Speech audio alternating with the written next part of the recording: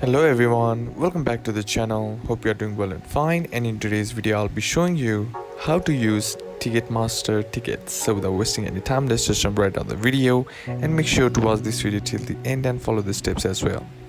So the first thing that you need to do is you need to have the latest version of the Ticketmaster app, as the Ticketmaster requires a QR code or a specific code to enter the event, and you aren't able to enter using screenshots.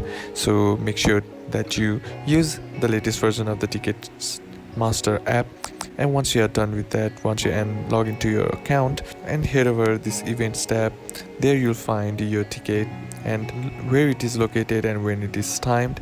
And now you can also see their screenshots won't get you in as well.